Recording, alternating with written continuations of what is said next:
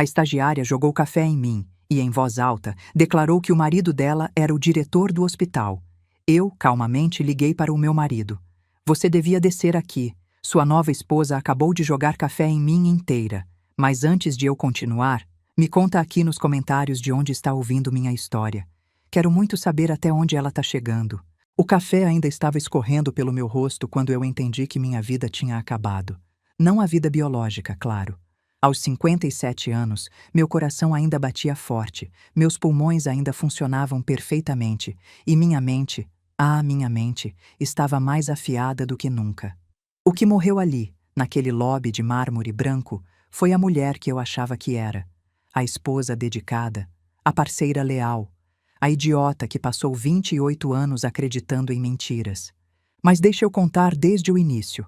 Desde o momento em que pisei naquele hospital, sem saber que estava entrando no palco da minha própria destruição. Eu tinha acabado de chegar de uma viagem de 45 dias à Alemanha.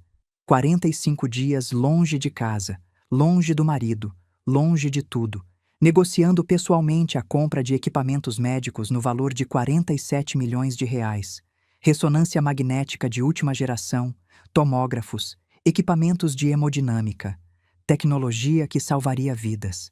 Tecnologia que meu marido, Maurício Thompson Guedes, diretor executivo do Hospital Santa Mônica, deveria ter negociado.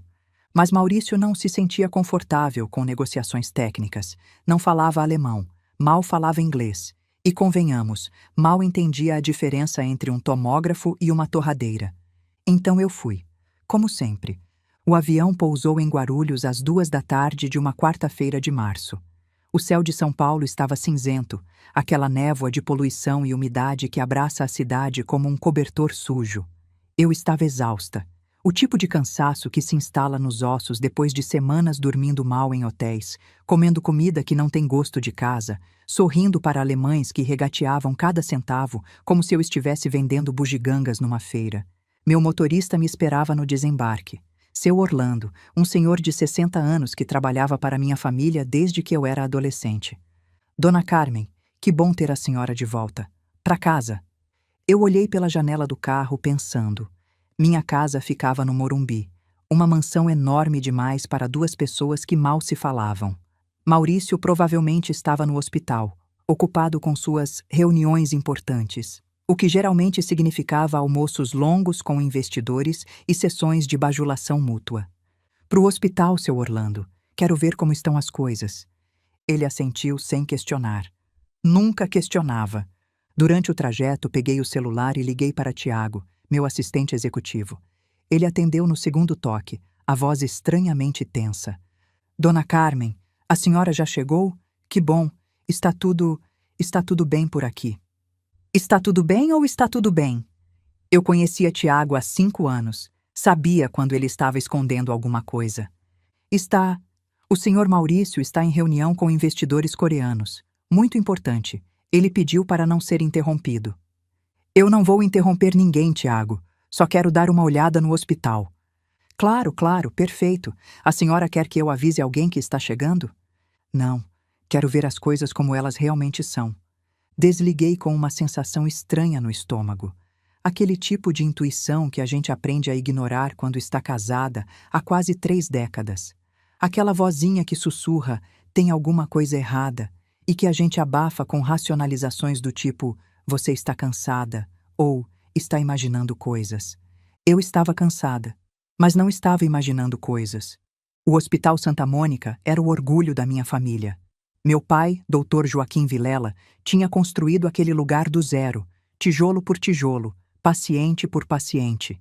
Começou como uma pequena clínica no Ipiranga nos anos 70 e cresceu até se tornar um dos hospitais privados mais respeitados de São Paulo. 18 andares de vidro espelhado na região dos Jardins, atendendo a elite paulistana, mas mantendo uma ala filantrópica que meu pai fazia questão de preservar. A gente não pode esquecer de onde veio, ele sempre dizia. A medicina é para todos, não só para quem pode pagar. Meu pai morreu há 10 anos, infarto fulminante, aos 72 anos, no meio de uma cirurgia que ele insistiu em fazer mesmo contra as recomendações da equipe. Morreu fazendo o que amava, e me deixou sozinha para cuidar do legado dele. Sozinha não. Com Maurício. Ah, Maurício. O homem que eu conheci numa festa de formatura, há mais de 30 anos. Alto, bonito, sorriso de comercial de pasta de dente. Filho de uma família tradicional paulistana que tinha nome, mas não tinha mais dinheiro. Ele me cortejou com a intensidade de quem está disputando um troféu. E eu, idiota, achei que era amor. Meu pai nunca gostou dele. Esse rapaz tem olhos de cobiça, não de carinho, ele me disse uma vez. Eu ignorei. Casei. Tive 2 filhos. E passei quase 3 décadas carregando Maurício nas costas enquanto ele levava o crédito por tudo que eu fazia. Mas isso é história para outro momento. O que importa é que, naquela tarde de março, o carro parou na frente do Hospital Santa Mônica, e eu decidi entrar pela porta principal, não pela garagem executiva. Queria ver o hospital com olhos de visitante. Queria sentir o que os pacientes sentiam quando entravam ali. O lobby era amplo, iluminado por luz natural que entrava pelas janelas de vidro. Piso de mármore branco, recepção elegante, um jardim interno com plantas tropicais. Cheirava a desinfetante e café, o cheiro universal de hospitais em todo o mundo. Eu estava com roupa de viagem, calça de alfaiataria bege, blusa de seda cor creme, um blazer leve que tinha amassado na mala. Meu cabelo estava preso num coque simples, sem maquiagem elaborada. Depois de 14 horas de voo, eu parecia exatamente o que era. Uma mulher cansada que só queria chegar em casa. Ninguém me reconheceu. Os funcionários novos nunca tinham me visto, e os antigos não esperavam me encontrar ali, puxando uma malinha de rodinhas como qualquer visitante comum. Foi então que eu vi as 2 cenas que mudariam tudo. Do lado esquerdo do lobby, perto dos elevadores, havia uma comoção. Um homem de uns 50 anos tinha colapsado, infarto pelo que pude perceber. E no meio do tumulto, de joelhos no chão de mármore, estava o Dr. Vicente Arantes, chefe de cardiologia, fazendo massagem cardíaca com a precisão de quem já salvou centenas de vidas. Vicente. Meu amigo desde a faculdade de medicina. O homem que passou 35 anos cuidando dos pacientes do meu pai com uma dedicação que beirava a obsessão. Suor escorria pelo rosto dele, a camisa branca manchada, mas suas mãos se moviam com ritmo perfeito, calculado. Carrinho de emergência, agora! Prepara o desfibrilador! A equipe obedecia com eficiência militar. Era bonito de ver, a medicina funcionando como deveria funcionar. Do lado direito do lobby, perto da porta giratória, uma cena completamente diferente se desenrolava. Uma garota de uns 20 e poucos anos, vestida com um vestido vermelho tão justo que parecia pintado no corpo, gritava com um senhor de cabelos brancos. Eu reconheci o senhor imediatamente. Juvenal, nosso manobrista há mais de 40 anos. Um homem que tinha visto meu pai construir aquele hospital, que me conhecia desde que eu usava Maria Chiquinha. Eu falei para estacionar na sombra. A garota berrava, o rosto contorcido de raiva. Olha o sol batendo no meu carro. Você tem noção de quanto custa aquele banco de couro? Vai estragar tudo. Juvenal estava curvado, os olhos no chão, murmurando desculpas. Tinha lágrimas nos olhos. Lágrimas. Um homem de 71 anos, humilhado por uma menina que poderia ser neta dele. Desculpa, moça, desculpa. É que estava muito cheio e... Cheio? Cheio? Ela riu, um som agudo e cruel. Isso é problema seu, não meu. Você é pago para resolver problemas, não para criar. Aliás, você é pago para quê, exatamente? Para ficar aí parado igual uma estátua? Eu senti o sangue subir. Minhas mãos se fecharam em punhos. A garota tinha um crachá pendurado no decote generoso, azul claro, de estagiária. Jéssica Lima, dizia o crachá. E ela estava com o celular erguido, filmando a própria performance.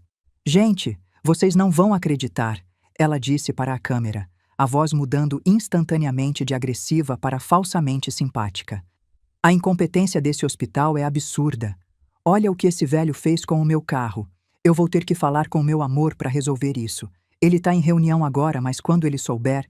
Ela fez um gesto de vai sobrar para alguém, com a mão livre. Eu não aguentei. Larguei minha mala no canto e caminhei até eles. Coloquei a mão no ombro de Juvenal, que se sobressaltou como se tivesse levado um choque. Está tudo bem, seu Juvenal. Pode deixar que eu converso com a moça. Ele ergueu os olhos e me reconheceu.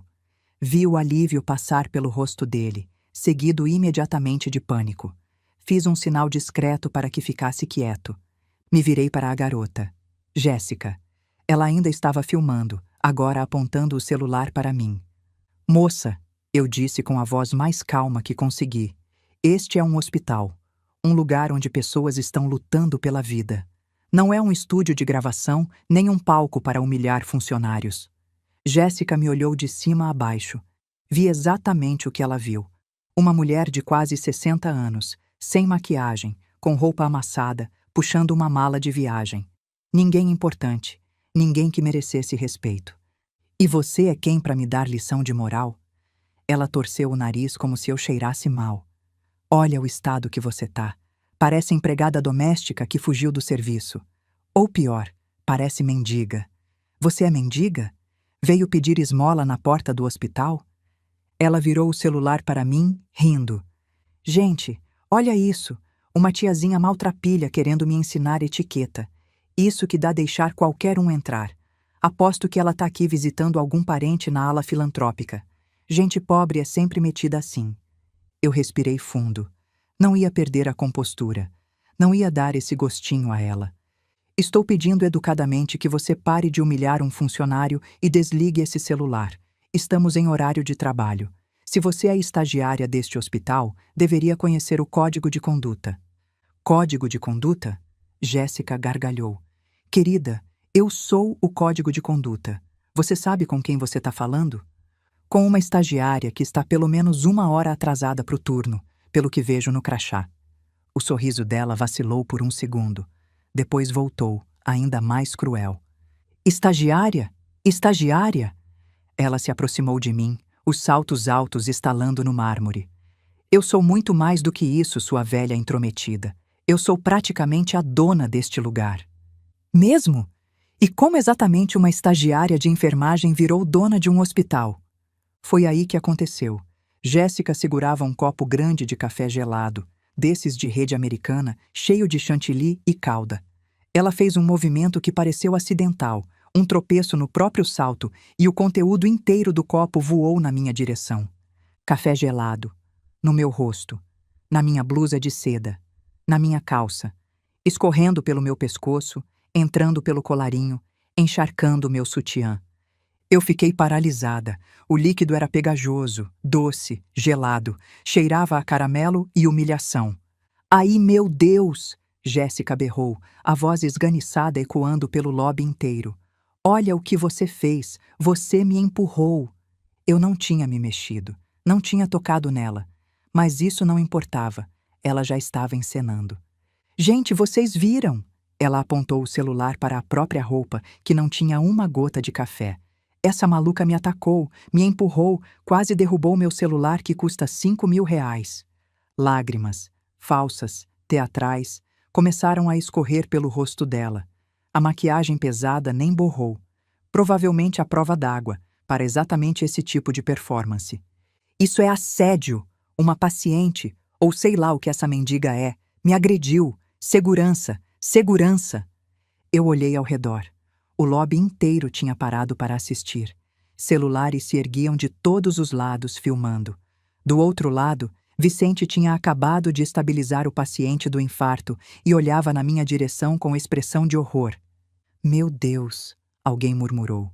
Coitada da menina. Que velha maluca, disse outro. Isso é coisa de chamar a polícia. Jéssica enxugou as lágrimas falsas e se aproximou de mim. Tão perto que eu podia sentir o perfume enjoativo dela, misturado com o café que escorria pelo meu corpo. Escuta aqui, sua velha acabada, ela sussurrou, baixo o suficiente para o celular não captar. Você vai pedir desculpa agora, de joelhos, na frente de todo mundo. E se eu não pedir? Ela sorriu, um sorriso de cobra. Se você não pedir, meu marido vai acabar com a sua vida, vai te processar por agressão. Vai te proibir de pisar neste hospital de novo. Vai fazer você nunca mais conseguir atendimento médico nessa cidade. Seu marido? É, sua idiota. Meu marido, Maurício Thompson, o diretor deste hospital. Ele faz qualquer coisa que eu peço. Você não tem noção do poder que eu tenho sobre ele. Maurício, marido, não namorado. Não caso. não ficante. Marido. O mundo girou. O chão de mármore pareceu se mover sob meus pés. 28 anos, 2 filhos, uma vida inteira construída sobre o que eu achava que era um casamento. E essa garota, essa criança, estava na minha frente, chamando meu marido de marido dela. Uma semana antes eu estava num hotel em Frankfurt, falando com Maurício por videochamada. Ele estava deitado na nossa cama, dizendo que sentia minha falta, que a casa estava vazia sem mim, que mal podia esperar para me ver. Volta logo, amor, ele tinha dito. Preciso de você aqui. Preciso de você. As mesmas palavras que ele usava há 28 anos, as mesmas palavras vazias. Eu olhei para Jéssica, para o sorriso triunfante dela, para o anel de diamante que brilhava na mão esquerda, um solitário que eu nunca tinha visto antes. Algo morreu dentro de mim naquele momento, e algo muito mais perigoso nasceu no lugar. Limpei uma gota de café do meu rosto com o dorso da mão. Respirei fundo, e fiz a única coisa que me ocorreu. Peguei meu celular da bolsa. O que você está fazendo? Jéssica franziu a testa. Ignorei. Abri meus contatos. Encontrei o nome Maurício. Apertei o botão de ligar e coloquei no viva voz, com o volume no máximo. O lobby silenciou. Todo mundo assistindo, todo mundo filmando. O telefone tocou. 1 vez, 2, 3. Carmen? A voz de Maurício soou irritada, tensa. Você chegou?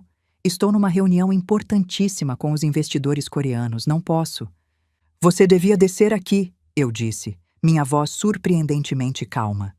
Sua nova esposa acabou de jogar café em mim inteira. Silêncio. Silêncio absoluto, mortal, do outro lado da linha. Ela está aqui no lobby, eu continuei, fazendo live, contando para todo mundo que você é o marido dela. Imaginei que você gostaria de saber. Ouvi o som de uma cadeira sendo arrastada, vozes confusas ao fundo. A reunião inteira tinha ouvido. Carmen, que história é essa? Eu não sei do que você está. 5 minutos, Maurício. Se você não estiver aqui em 5 minutos, minha advogada vai até essa sala de reunião entregar os papéis do divórcio pessoalmente, e os relatórios de auditoria também. Desliguei. Olhei para Jéssica. Toda a cor tinha sumido do rosto dela. Ela reconheceu a voz no telefone. Claro que reconheceu. Era o Maurício dela. Mas agora ela estava tentando entender por que ele tinha chamado essa mulher encharcada de café de Carmen. Por que ele parecia com tanto medo. Quem? Jéssica engoliu em seco. Quem é você? Eu sorri. Um sorriso que não chegou aos olhos. Você disse que é a esposa do Maurício. Que coincidência. Eu também sou. O silêncio que se seguiu foi tão profundo que eu podia ouvir o ar-condicionado funcionando 3 andares acima. Os 5 minutos seguintes foram os mais longos da minha vida. Eu fiquei parada no meio do lobby, pingando café, sentindo o líquido pegajoso escorrer pelas minhas costas, enquanto o hospital inteiro me observava.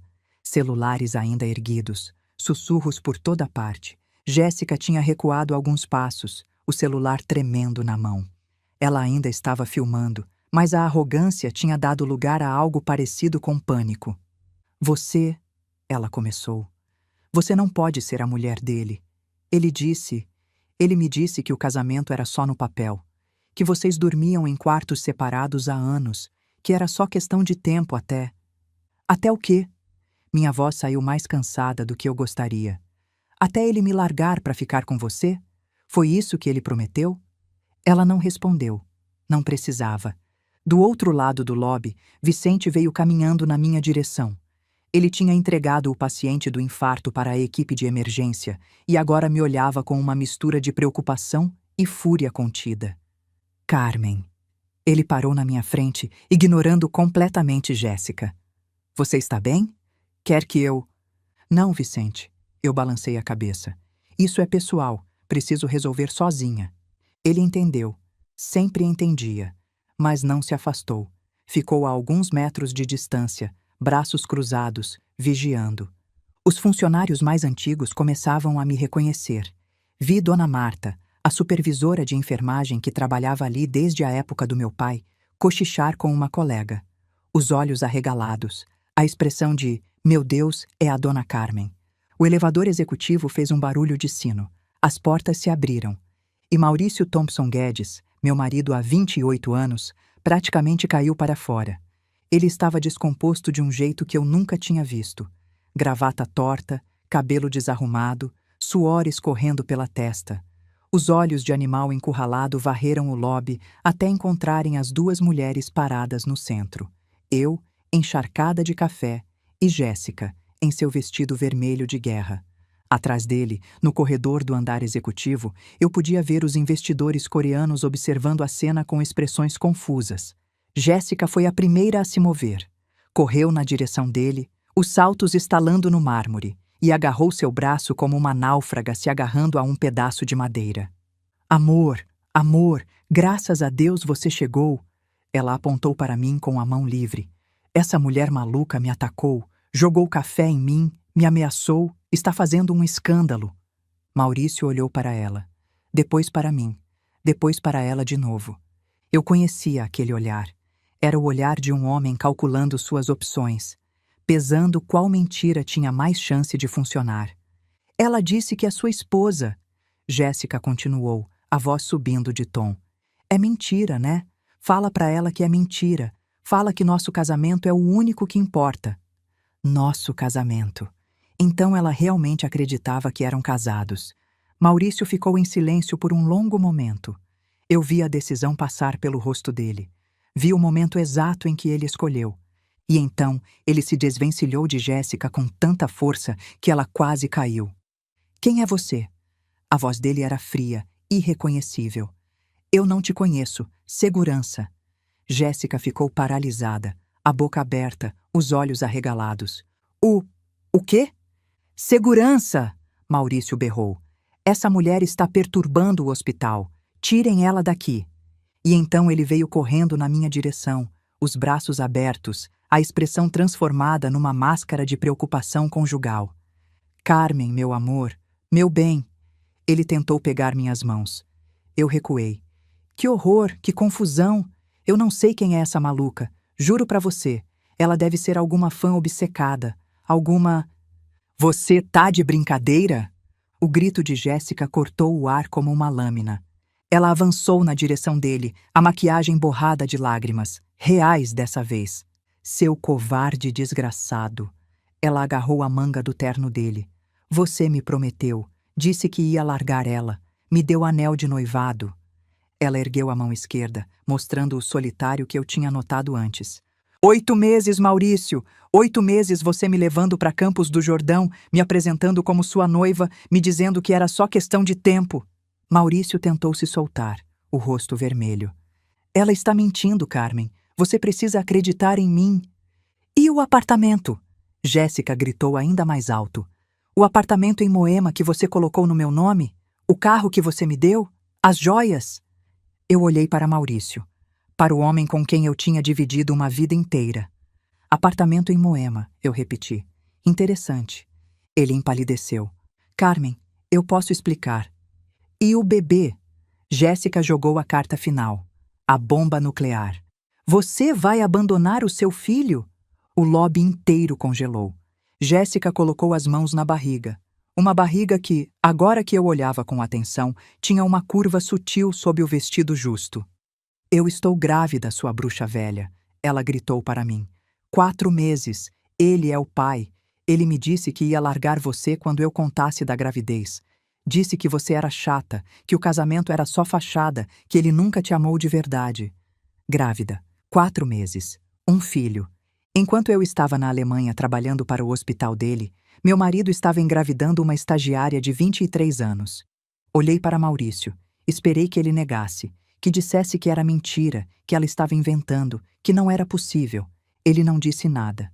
Apenas ficou ali, paralisado, a boca abrindo e fechando como um peixe fora d'água. E foi aí que algo dentro de mim se quebrou de vez. Então é isso, eu disse, minha voz estranhamente calma. Não só me traiu, não só roubou minha família. Você criou outra família às minhas custas. Carmen. Maurício deu um passo na minha direção. Não. Eu levantei a mão. Não se aproxime. Olhei para Jéssica, que ainda chorava, a barriga protetivamente abraçada. Espero que seu filho nunca saiba que tipo de homem é o pai dele. E então algo inesperado aconteceu. Maurício sorriu. Não um sorriso de arrependimento, nem de nervosismo. Um sorriso de quem está prestes a jogar uma carta que ninguém esperava. Sabe, Carmen, ele disse, endireitando a gravata, eu ia fazer isso de um jeito mais civilizado.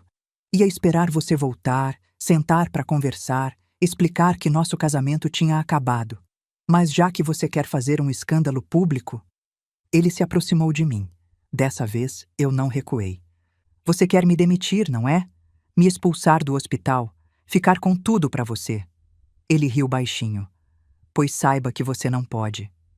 Eu sou dona de 65% das ações deste hospital, Maurício. Posso fazer o que eu quiser. Não, meu bem. O sorriso dele se alargou. Você não é dona de nada. Franzi a testa. Do que você está falando? Estou falando do trust, Carmen. O trust que seu pai criou antes de morrer. Você nunca leu as letras pequenas, leu? Trust. A palavra me atingiu como um soco no estômago. Meu pai tinha morrido há 10 anos. Na época, eu estava devastada. Mal conseguia funcionar, quanto mais ler documentos legais. Maurício tinha cuidado de tudo. O testamento, o inventário, a transferência de bens. Ele me apresentava papéis e eu assinava, confiando cegamente. As ações do seu pai, Maurício continuou, saboreando cada palavra, estão num trust, e o administrador desse trust sou eu. Até que o conselho ateste formalmente sua capacidade de gestão, quem controla essas ações sou eu. Isso não é possível. Leia os documentos. Ah, espera. Você nunca leu, não é? Confiava em mim. Ele inclinou a cabeça. Que fofo!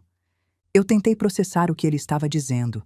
Um trust, controlado por ele. As ações que eu achava que eram minhas. Você forjou o testamento do meu pai? Forjar é uma palavra feia. Digamos que eu ajustei alguns detalhes, com a ajuda de um advogado muito competente. Ele deu de ombros. Seu pai era um velho teimoso, mas no fim, o documento que foi registrado em cartório é o que vale. E esse documento diz que eu controlo tudo até que você seja considerada apta.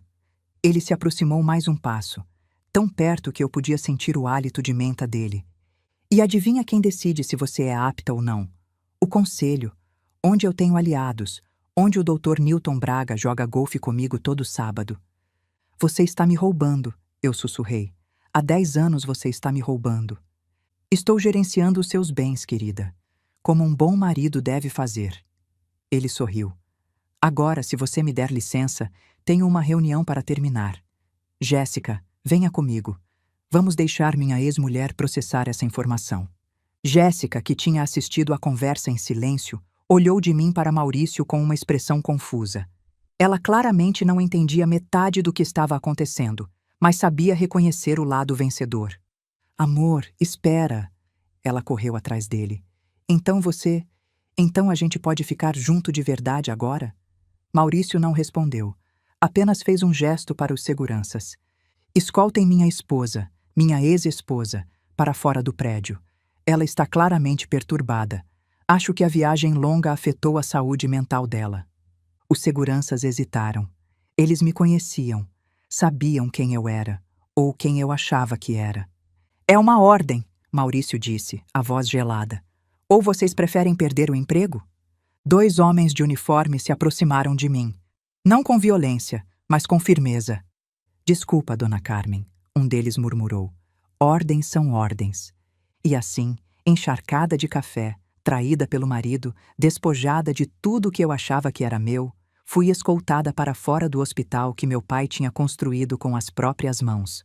A última coisa que vi antes de as portas de vidro se fecharem foi o sorriso triunfante de Maurício enquanto ele voltava para o elevador, Jéssica pendurada em seu braço. Do lado de fora, o sol de São Paulo me cegou por um momento. Eu estava na calçada, com uma mala de rodinhas, coberta de café, sem marido, sem hospital, sem nada. E foi naquele momento, parada na calçada da Avenida Brasil, que eu lembrei de uma coisa que meu pai tinha me dito, muitos anos antes.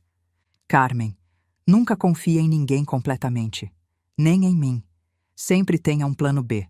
Sempre guarde suas cartas perto do peito. Eu tinha ignorado o conselho. por 28 anos, eu tinha ignorado. Mas talvez, só talvez, não fosse tarde demais para começar a seguir. Peguei meu celular, liguei para a única pessoa em quem eu confiava de verdade. Dona Zilda? Sou eu. Eu preciso de ajuda. Dona Zilda morava num apartamento simples no Ipiranga, 2 quartos que eu tinha comprado para ela quando meu pai morreu, como agradecimento por 40 anos de serviço à nossa família. Ela tinha sido governanta da casa dos meus pais desde antes de eu nascer. Me viu dar os primeiros passos, me ensinou a fazer bolo de fubá, enxugou minhas lágrimas quando meu primeiro namorado terminou comigo. Era mais mãe para mim do que minha própria mãe biológica, que morreu quando eu tinha 20 anos. O táxi me deixou na porta do prédio às 5 da tarde. Eu ainda estava com a roupa manchada de café, o cabelo um desastre, a mala de viagem arrastando atrás de mim. O porteiro me olhou com desconfiança até eu mencionar o nome de Dona Zilda. Ela abriu a porta antes mesmo de eu tocar a campainha. 72 anos, cabelos brancos presos num coque impecável, avental florido.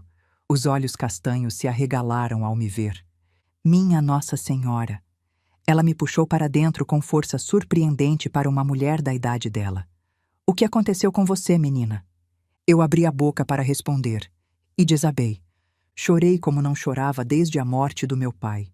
Chorei nos braços de Dona Zilda, sujando o avental dela de café e lágrimas, enquanto ela me apertava contra o peito e murmurava: "Tá tudo bem, minha filha, tá tudo bem", como fazia quando eu era criança e tinha pesadelos. Não estava tudo bem. Nada estava bem. Mas ali, naquele apartamento pequeno que cheirava a alecrim e limpeza, eu me senti segura pela primeira vez desde que tinha pisado no aeroporto. Depois de um banho quente e um prato de sopa que eu não pedi, mas comi inteiro, sentamos na sala. Eu vestia roupas emprestadas de Zilda, uma calça de moletom e uma camiseta larga, completamente diferente de qualquer coisa que eu usaria normalmente. Contei tudo, desde o momento em que entrei no hospital até ser escoltada para fora como uma criminosa. Zilda ouviu em silêncio, os lábios apertados numa linha fina. Quando terminei, ela não disse, "Coitadinha", nem "que horror". Ela disse, "Eu sempre soube". O quê? Que ele era um canalha. Ela se levantou, foi até a cozinha, voltou com 2 xícaras de chá. Seu pai sabia também. Tentou te avisar, mas você não quis ouvir. Você sabia das traições? Sabia de tudo, minha filha. Das mulheres, das mentiras, dos joguinhos dele. Ela suspirou. Mas não era meu lugar falar. Você não ia acreditar. Você amava ele. Eu era uma idiota. Você era uma mulher apaixonada. Não é a mesma coisa. Ela soprou o chá. A pergunta agora é: o que você vai fazer? Eu não sei. Ele controla tudo. O hospital, as ações, o dinheiro. Ele controla o que você deixou ele controlar. Zilda me olhou por cima da xícara. Mas você é filha do Dr. Joaquim. Você não é idiota. Você tem alguma coisa guardada, não tem? Eu pisquei. Tinha. Meu Deus, eu tinha. O cofre, eu murmurei. O cofre do banco. 3 anos atrás, quando eu comecei a suspeitar das traições de Maurício, fiz algo que parecia paranoia na época. Aluguei um cofre num banco privado, usando o nome de uma empresa que só eu conhecia. E guardei cópias de tudo. Contratos, documentos do hospital, extratos bancários. E o mais importante, o testamento original do meu pai. Você guardou o testamento original? Zilda perguntou, os olhos brilhando. Guardei. Eu não sei por quê. Na época, achei que estava sendo boba. Mas algo me disse para ter uma cópia. Meu pai sempre dizia que eu tinha instinto de sobrevivência. Talvez ele estivesse certo. Então é isso que você precisa fazer primeiro. Zilda colocou a xícara na mesa. Buscar esses documentos, ver o que você realmente tem. Assenti. Mas havia outro problema. Eu também preciso de dinheiro, Zilda. Minhas contas são conjuntas com Maurício. Se ele bloqueou tudo... E bloqueou, ela confirmou. Tiago ligou aqui faz 1 hora, preocupado. Disse que Maurício mandou suspender todos os cartões no seu nome. Tiago. Pelo menos ele ainda estava do meu lado. Então eu não tenho nada. Nem como pagar um advogado, nem como... Você tem sim. Zilda se levantou e foi até a estante. Abriu uma gaveta e tirou um envelope amarelado. Sua mãe, ela disse, me entregando o envelope. Antes de morrer, ela me pediu para guardar isso. Disse que era para te dar se você algum dia precisasse de um novo começo. Abri o envelope. Dentro havia uma carta escrita à mão e números, dados de uma conta bancária. Sua mãe era uma mulher esperta, Zilda disse. Ela nunca confiou em homem nenhum, nem no seu pai, que Deus o tenha. Quando o avô dela morreu, ela escondeu a herança num banco na Suíça. Nunca tocou. Disse que era o seguro de vida dela. Eu li os números, li de novo e de novo. 15 milhões de reais. Minha mãe tinha deixado 15 milhões de reais escondidos por quase 40 anos, e nem Maurício nem ninguém sabia. Por que você nunca me contou? Porque você nunca precisou, até agora.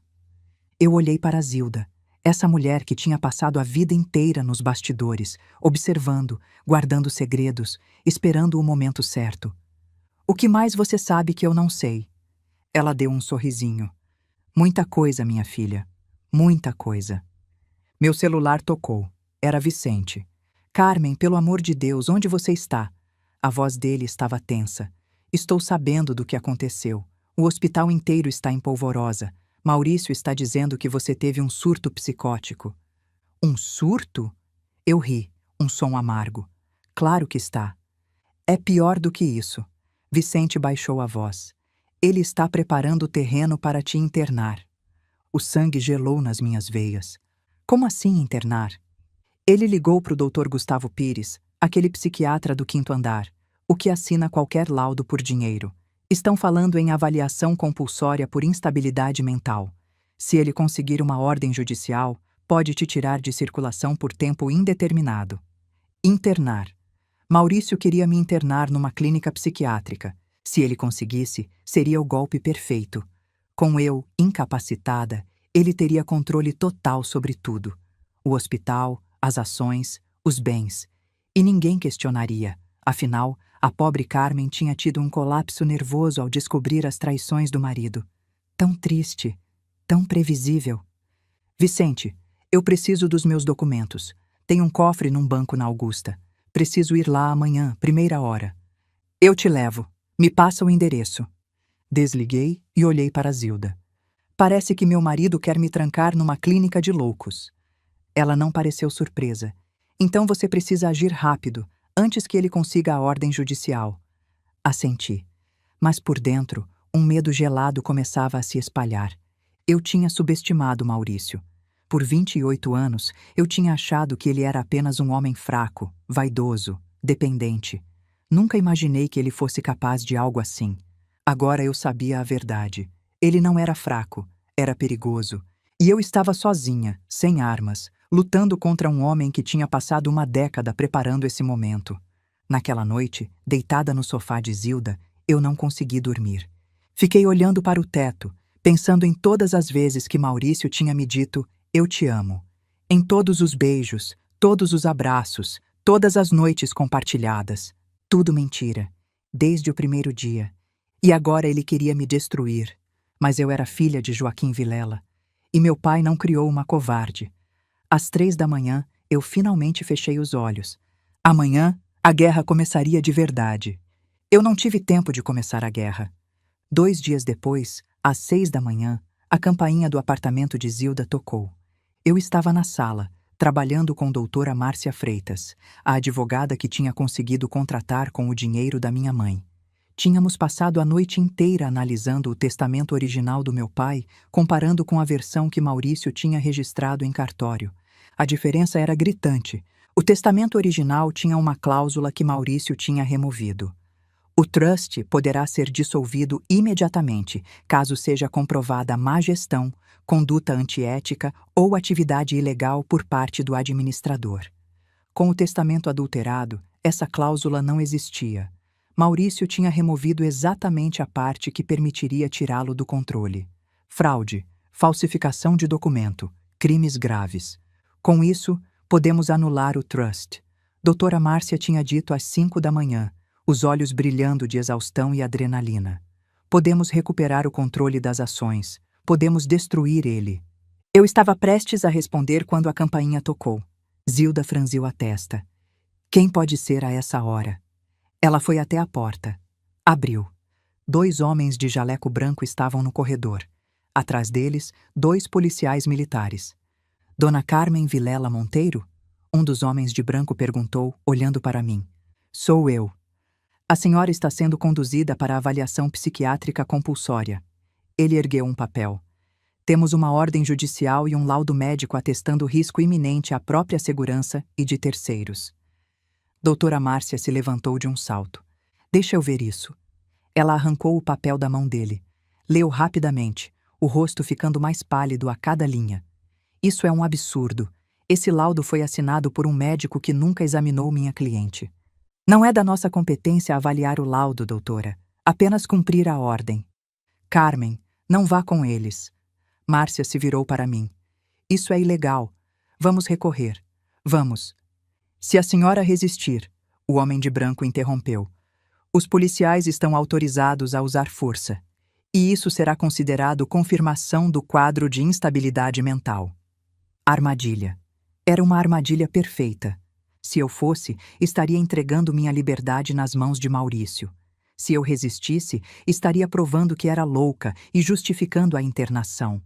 Zilda tentou se colocar entre mim e os homens. Vocês não vão levar ela. Isso é sequestro. Chamem a polícia. A polícia está aqui, senhora. Um dos PMs deu um passo à frente. Por favor, não dificulte. Olhei para Zilda, para Márcia, para os documentos espalhados na mesa, a prova da fraude de Maurício, tão perto e tão longe. Zilda. Minha voz saiu estranhamente calma. Liga pro Vicente.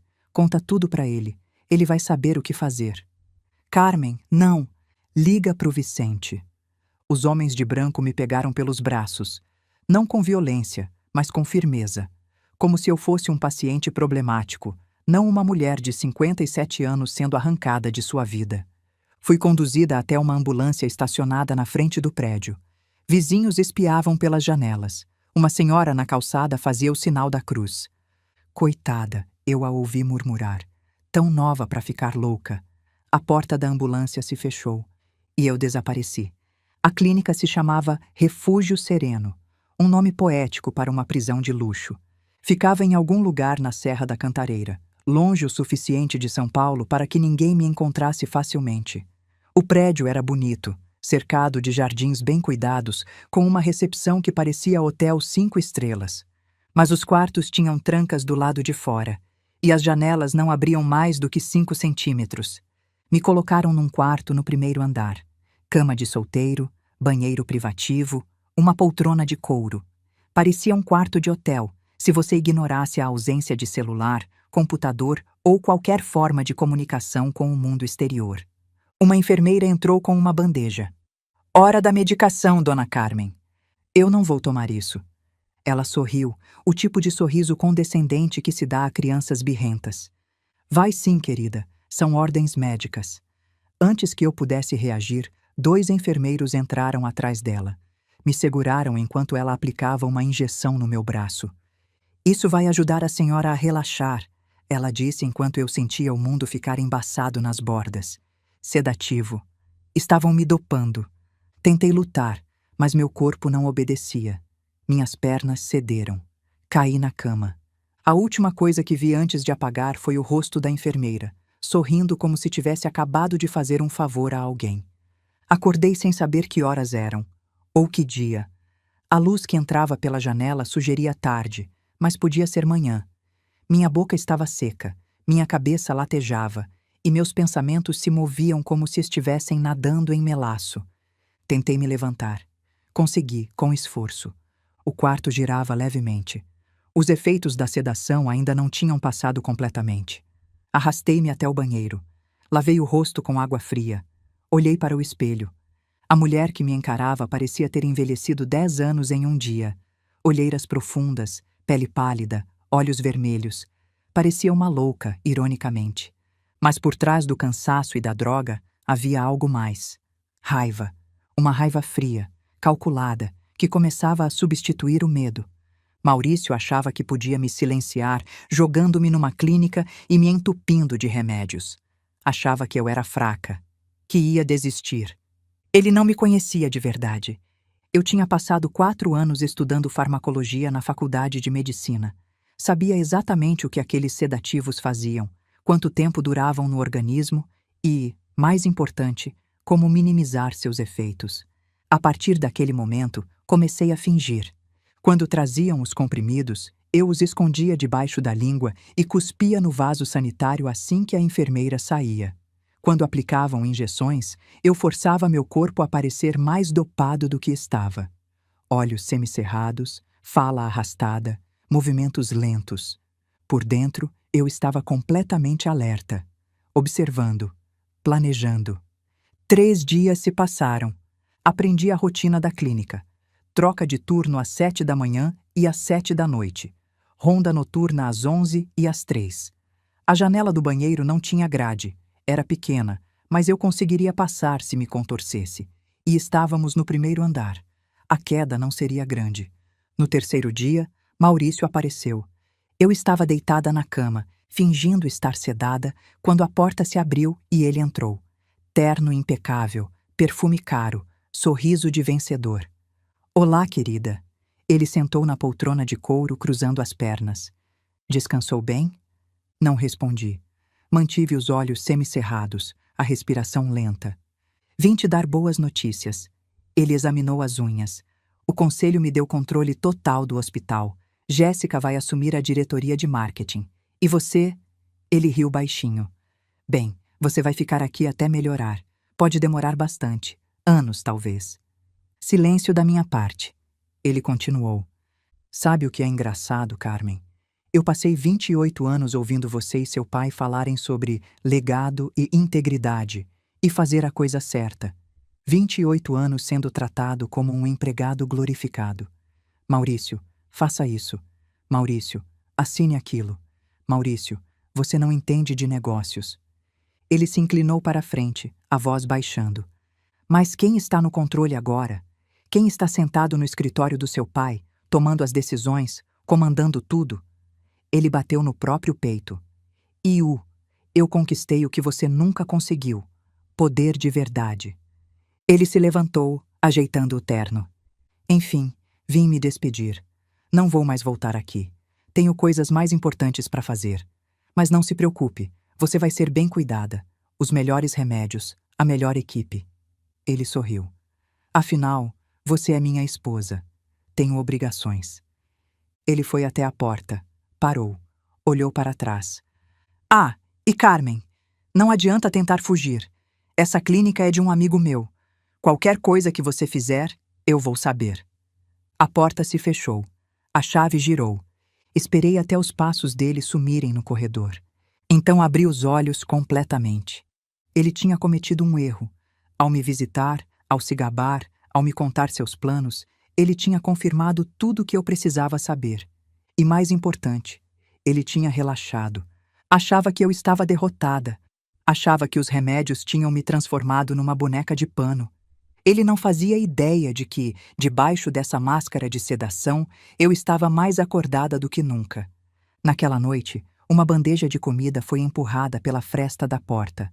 Junto com a comida, dobrado embaixo do prato, havia um bilhete.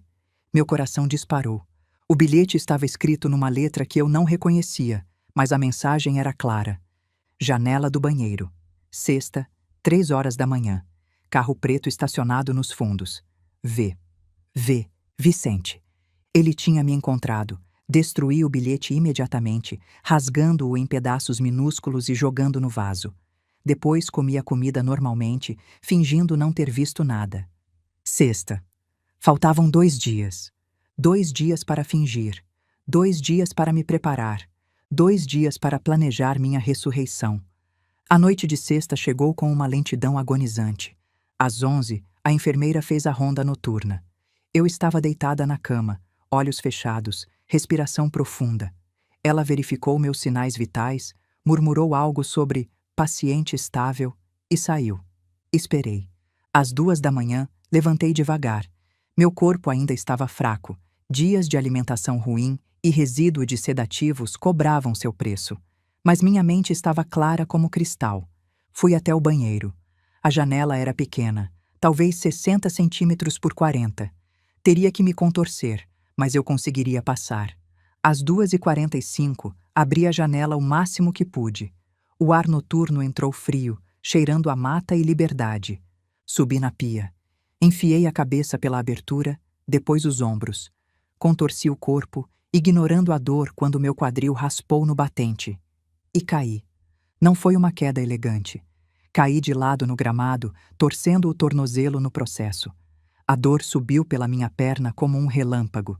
Mordi o lábio para não gritar. Levantei. Mancando, me arrastei na direção dos fundos do prédio, usando as sombras dos arbustos como cobertura. E então vi os faróis. Um carro preto estacionado num canto escuro, motor ligado. A porta do passageiro se abriu.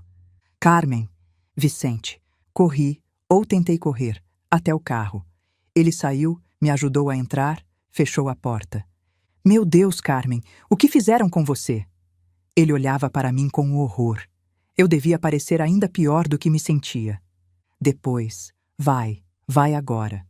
Ele não discutiu. O carro arrancou, os pneus cantando no cascalho. Olhei pelo retrovisor. A clínica ficava cada vez menor, até desaparecer na escuridão. Eu tinha escapado, mas essa era apenas a primeira batalha.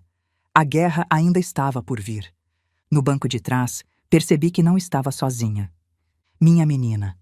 Dona Zilda esticou a mão e segurou a minha.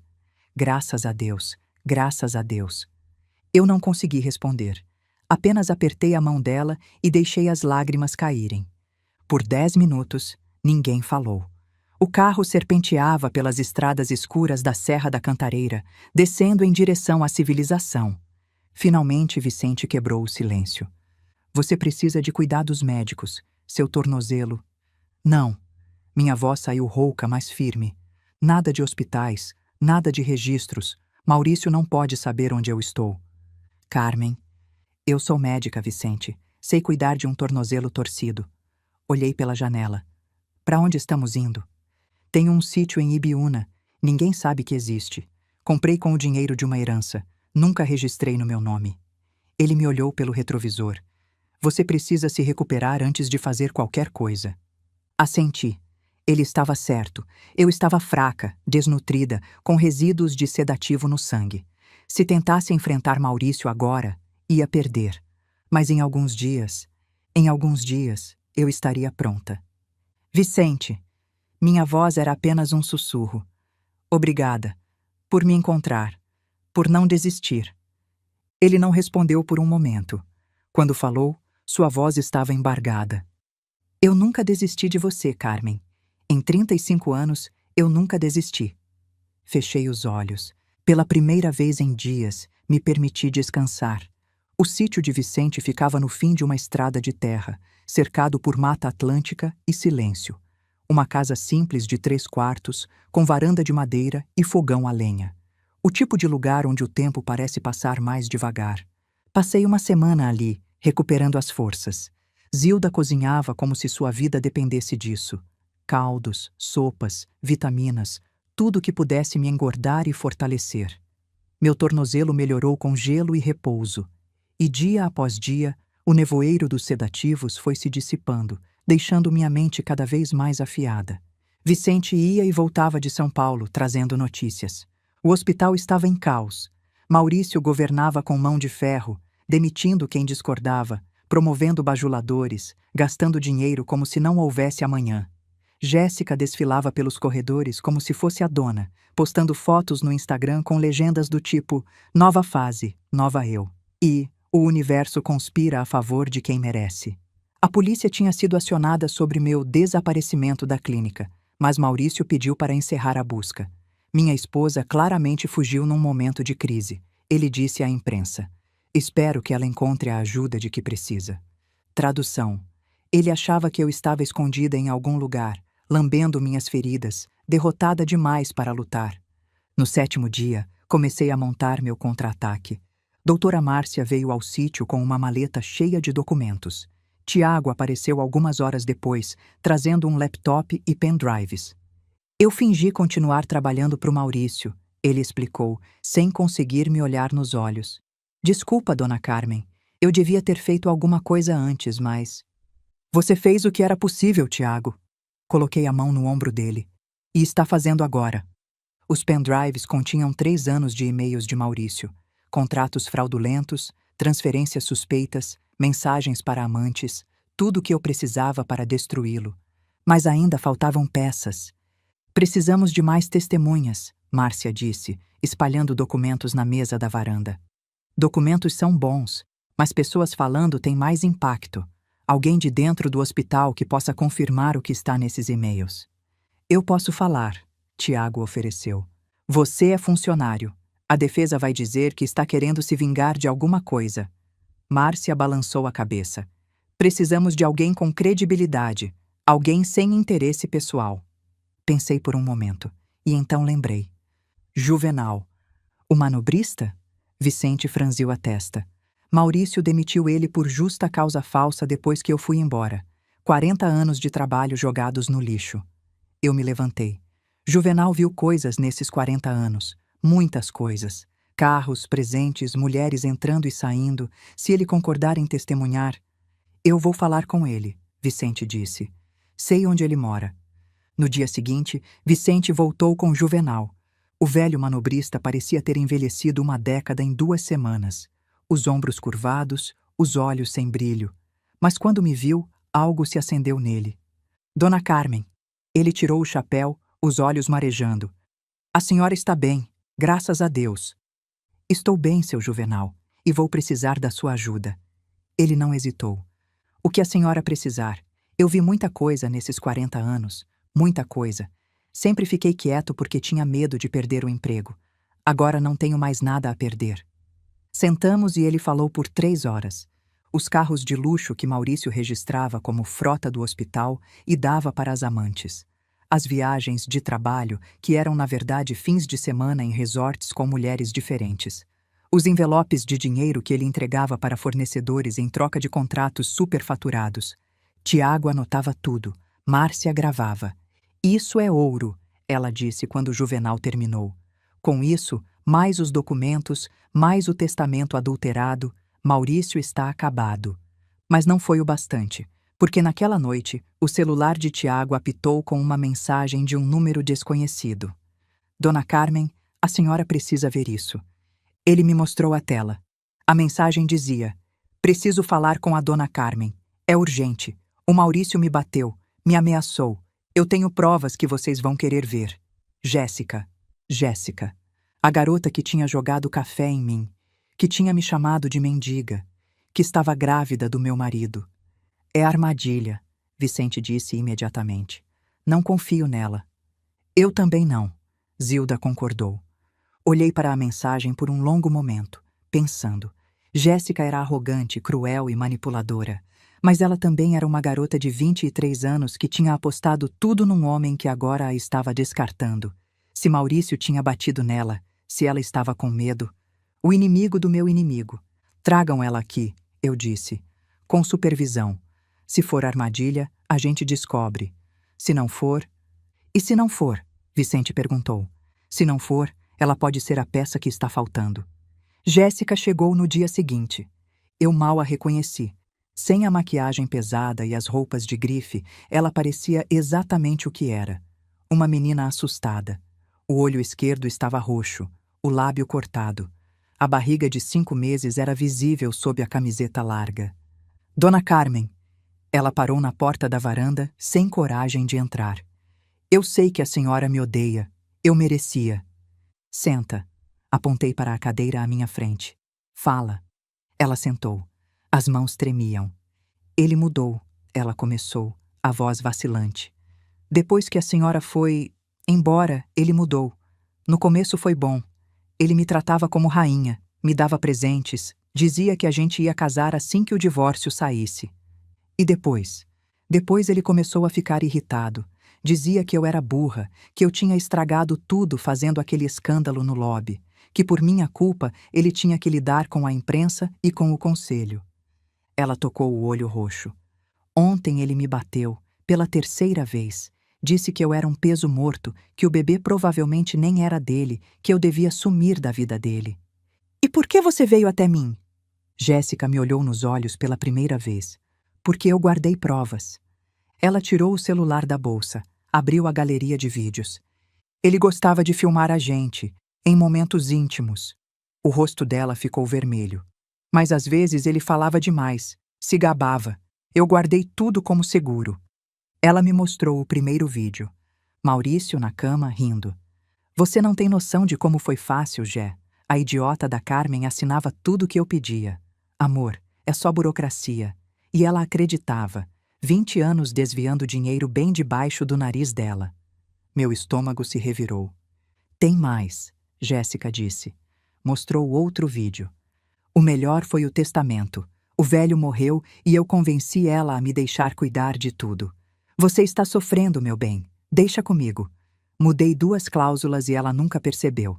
Agora eu controlo tudo e ela acha que é dona de alguma coisa.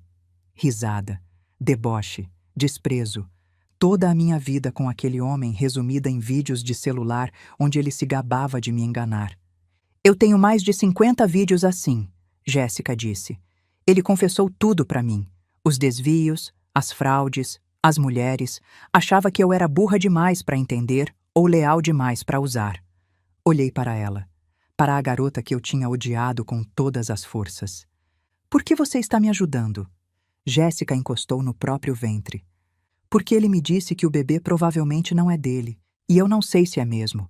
Eu tinha outro namorado quando conheci o Maurício. Fiz um exame de DNA escondido. Tem 80% de chance de não ser filho dele. Ela engoliu em seco. Se ele descobrir, me mata. Literalmente. Eu vi nos olhos dele quando me bateu. Ele é capaz. E você acha que me entregar esses vídeos vai te proteger? Eu acho que destruir ele vai me proteger. Jéssica me encarou. A senhora tem motivo para me odiar. Eu sei, mas a gente tem um inimigo em comum. E eu quero que ele pague pelo que fez. Com a senhora, comigo, com todas as mulheres que ele usou e descartou. Olhei ao redor. Vicente, Zilda, Márcia, Tiago, Juvenal. Todos olhando para mim, esperando minha decisão. Jéssica não era minha amiga. Provavelmente nunca seria. Mas ela tinha algo que eu precisava. E na guerra, a gente usa as armas que tem. Tiago, eu disse, copie todos os vídeos do celular dela. Márcia, comece a preparar a denúncia formal. Olhei para Jéssica. Você vai testemunhar, contra ele, em público. Ela hesitou, depois assentiu. Vou. Me virei para o grupo reunido na varanda daquele sítio escondido. Vicente, o amigo de 35 anos que nunca tinha me abandonado. Zilda, a mulher que tinha guardado os segredos da minha mãe por décadas. Márcia, a advogada que trabalhava de graça porque acreditava em justiça. Tiago, o assistente que tinha arriscado o emprego para me ajudar. Juvenal, o manobrista que tinha visto tudo e finalmente podia falar. E Jéssica, a amante descartada que trazia as provas mais devastadoras de todas. Um exército improvável. Mas um exército. Maurício Thompson passou 28 anos construindo uma fortaleza de mentiras, eu disse. Achou que era intocável. Achou que podia me trancar numa clínica e governar em paz. Olhei pela janela, para a mata verde que cercava o sítio. Ele está prestes a descobrir o que acontece quando você faz inimigos demais. A guerra começou numa terça-feira de abril, às 9 da manhã. 3 frentes simultâneas, um único objetivo: destruir Maurício Thompson Guedes. Frente 1, o tribunal. Doutora Márcia protocolou a denúncia às 8h47. 40 páginas de provas: peculato, falsidade ideológica, cárcere privado, fraude em testamento. A desembargadora Helena Magalhães, conhecida como a Incorruptível, leu o material por 2 horas. Depois emitiu 4 ordens: prisão preventiva de Maurício Thompson Guedes, bloqueio de todos os bens, anulação do trust fraudulento, investigação da Clínica Refúgio Sereno. Frente 2, a imprensa. Enquanto os mandados eram preparados, eu estava na redação da Folha, contando tudo para Daniela Reis, a jornalista que tinha derrubado 3 políticos no ano anterior. Mostrei os vídeos de Jéssica. Maurício confessando os crimes na cama, rindo da idiota da Carmen. Isso vai ao ar hoje, Daniela disse. Edição da noite. Frente 3. As redes sociais. Júlia postou meu vídeo às 9h15. Eu, sem maquiagem, contando minha história em 3 minutos. Às 10, 50 mil visualizações. Ao meio-dia, 500 mil. Às 3 da tarde, 2 milhões. A hashtag Justiça. Para Carmen virou o assunto mais comentado do Brasil. E às 15 horas, quando a polícia entrou no hospital, o país inteiro estava assistindo. Vicente me contou cada detalhe depois. Maurício estava na sala de reuniões com investidores coreanos quando a porta se abriu sem aviso. 2 policiais federais, 3 oficiais de justiça, um delegado careca com cara de poucos amigos. Maurício Thompson Guedes, o senhor está preso. Vicente disse que Maurício ficou branco. Tentou argumentar, ameaçar, negociar. Gritou que era inocente, que tinha advogados poderosos, que conhecia o governador. O delegado nem piscou. Esses amigos vão ter que visitá-lo na cadeia. Algemaram ele ali mesmo, na frente dos coreanos que assistiram em choque o diretor executivo ser tratado como criminoso comum. A descida foi pior. Levaram Maurício pelo elevador social, não o executivo, parando em cada andar. E em cada andar, funcionários esperavam. No 4º andar, Dona Marta, a supervisora de enfermagem, estava parada na porta do elevador. Quando viu Maurício algemado, começou a aplaudir. Devagar, olhando nos olhos dele. As outras enfermeiras aplaudiram também. E os técnicos, e os auxiliares. O corredor inteiro aplaudindo enquanto Maurício era escoltado. No térreo, o lobby estava lotado. Celulares erguidos, todo mundo filmando. Quando Maurício apareceu, alguém gritou: "Vai apodrecer na cadeia." E então foi uma avalanche.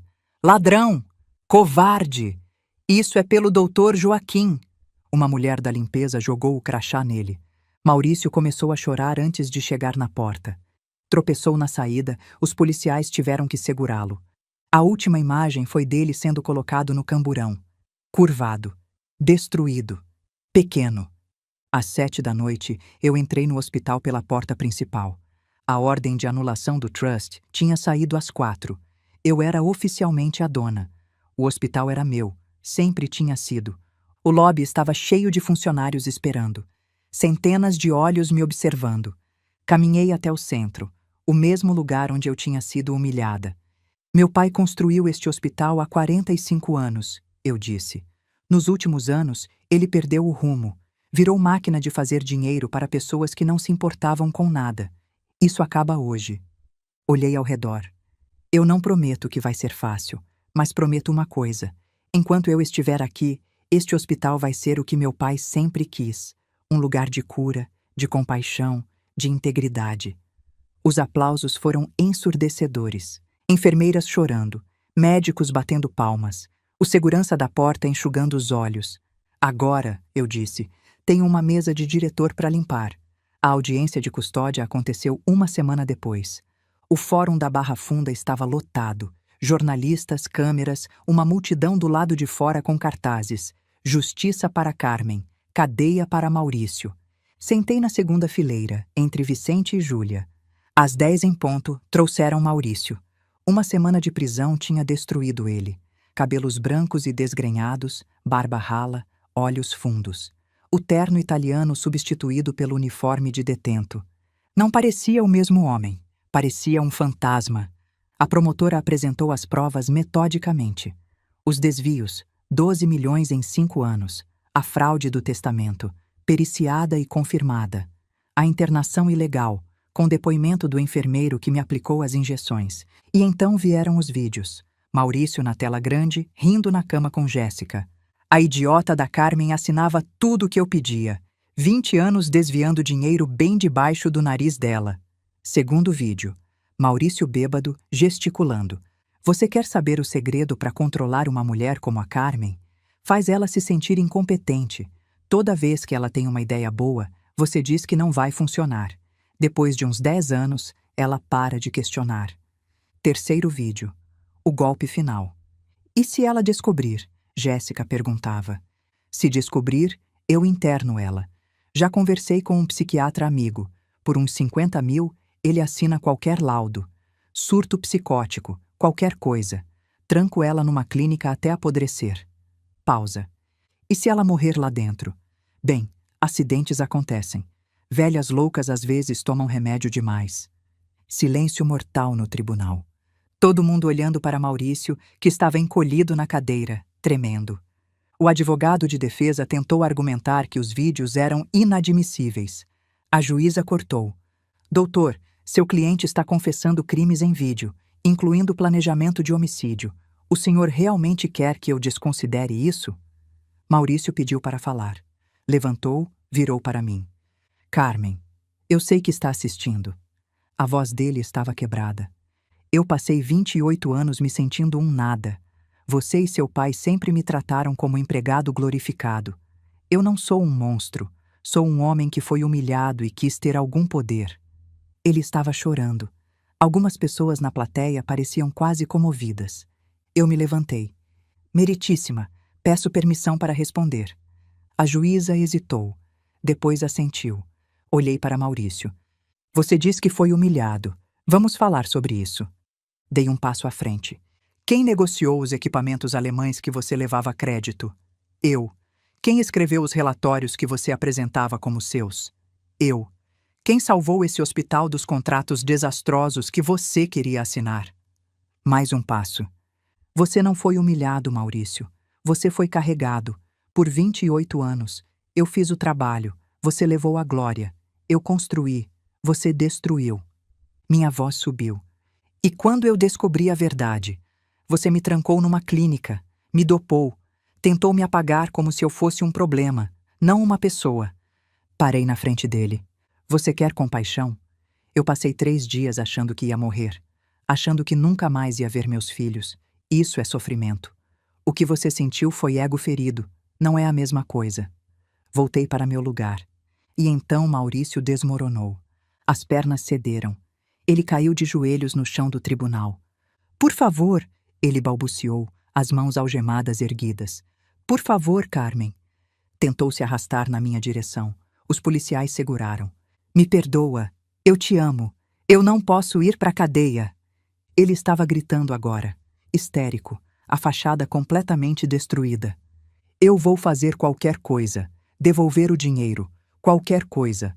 Só não me deixa apodrecer na cadeia. A juíza batia o martelo pedindo ordem, mas Maurício estava além de qualquer controle. Os policiais o ergueram, arrastaram para fora. Ele ainda gritava meu nome. Carmen, Carmen, por favor. As portas se fecharam. Silêncio. A juíza tirou os óculos, esfregou os olhos. Decreto a manutenção da prisão preventiva. O réu será encaminhado para Tremembé. Bateu o martelo. Sessão encerrada. Do lado de fora, jornalistas me cercaram. Dona Carmen, como se sente? Aliviada, eu disse. Não feliz. Não tem nada de feliz em ver o pai dos seus filhos ser arrastado gritando de um tribunal. Mas aliviada. E para outras mulheres em situações parecidas? Olhei para a câmera. Você não está louca. Você não está imaginando coisas. Se algo parece errado, provavelmente está. Confie no seu instinto e não deixe ninguém te convencer de que você não merece respeito. 6 meses depois, o hospital estava de pé novamente. Não foi fácil. Maurício tinha deixado um rombo de 15 milhões. Cobri com a herança da minha mãe. Renegociei contratos, recontratei funcionários demitidos injustamente, expulsei os aliados corruptos dele. Dr. Newton Braga, que jogava golfe com Maurício todo sábado, foi afastado do conselho quando a auditoria encontrou 400 mil em propinas. Da última vez que soube, dava aulas numa faculdade de 3ª categoria no interior. Juvenal voltou, não como manobrista, mas como supervisor de atendimento. Dona Carmen, seu pai estaria orgulhoso, ele disse quando entreguei o novo crachá. Os equipamentos da Alemanha chegaram. Na inauguração, olhei para a nova ala de diagnóstico e chorei na frente de todo mundo. E os destinos foram se definindo. Maurício, condenado a 22 anos. Tremembé, isolamento nos primeiros meses. Detentos não tratam bem homens que abusam de mulheres. Dr. Gustavo Pires, perdeu o CRM. A investigação revelou outros 12 laudos falsos ao longo dos anos. 12 mulheres internadas a pedido de maridos ricos. Jéssica. Teve a menina em setembro. O DNA confirmou. Maurício não era o pai. Ela voltou para Uberlândia, largou as redes sociais, está fazendo curso técnico de enfermagem. Me mandou uma carta meses depois. Não pediu desculpas, só agradeceu. A senhora me deu uma chance de ser alguém diferente. Não vou desperdiçar. E Vicente? Vicente continuou sendo Vicente. Amigo. Presença. O homem que aparecia com vinho quando eu trabalhava até tarde, que me ouvia sem oferecer soluções não solicitadas. Numa noite no sítio de Ibiúna, ele finalmente disse o que eu sempre soube. Há 35 anos eu quero te dizer uma coisa, Carmen. Eu sei, Vicente, sempre soube. E agora? Eu não sou mais casado, você não é mais casada. Segurei a mão dele. Agora eu preciso de tempo, para me curar, para descobrir quem eu sou. Eu entendo. Mas quando eu estiver pronta, se você ainda quiser... Ele apertou minha mão. Eu esperei 35 anos. Posso esperar mais. Ficamos ali, de mãos dadas, olhando as estrelas. Não era conto de fadas. Era melhor. Era real. 2 anos depois, a carta chegou. Remetente. Penitenciária de Tremembé. Carmen, estou doente. Coração. Gostaria de te ver uma última vez. Fui. Não por ele. Por mim. Para fechar o capítulo. Maurício estava irreconhecível. Magro, branco, olhos vazios. 2 anos de prisão tinham completado a destruição. Eu queria pedir perdão, ele disse. Por tudo. Eu o observei por um longo momento. Eu não te perdoo, eu disse. Perdão implica que o que você fez pode ser desculpado. E não pode. Ele fechou os olhos. Mas eu não te odeio mais. Abriu os olhos. Odiar você era dar poder a você. Era deixar você ocupar espaço na minha vida. E eu não quero mais isso. Me levantei. Cuida da sua saúde. Não por mim. Eu não me importo se você vive ou morre. Mas pelos seus filhos. Talvez um dia eles queiram te ver. Fui embora. Do lado de fora, o sol estava forte. O céu absurdamente azul. E pela primeira vez em 30 anos, eu me senti completamente livre. 3 anos depois do café. Eu tinha 60 anos, cabelos grisalhos que parei de tingir, rugas que parei de esconder, e uma paz que não sabia que existia. O hospital tinha ganhado o prêmio de melhor do estado, honra que meu pai nunca conseguiu. A nova ala pediátrica levava o nome dele. Júlia era chefe de cardiologia. Felipe comandava o financeiro. Os dois tinham encontrado pessoas boas. Vicente estava na minha vida de um jeito que nunca imaginei. Não morávamos juntos. Eu gostava do meu espaço, mas ele estava lá, sempre. Numa tarde de março, a secretária me interrompeu. Dona Carmen, tem uma moça querendo falar com a senhora. O nome é Aurora. Meu coração deu um salto.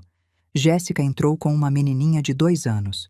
Olhos escuros, cabelo cacheado, bochechas rechonchudas. Não era mais a garota de vestido vermelho. Era uma mulher simples, de jeans e camiseta. Eu trouxe a Aurora para uma consulta e pensei que a senhora gostaria de conhecê-la. Abaixei para ficar na altura da menina. Oi, Aurora. Eu sou Carmen.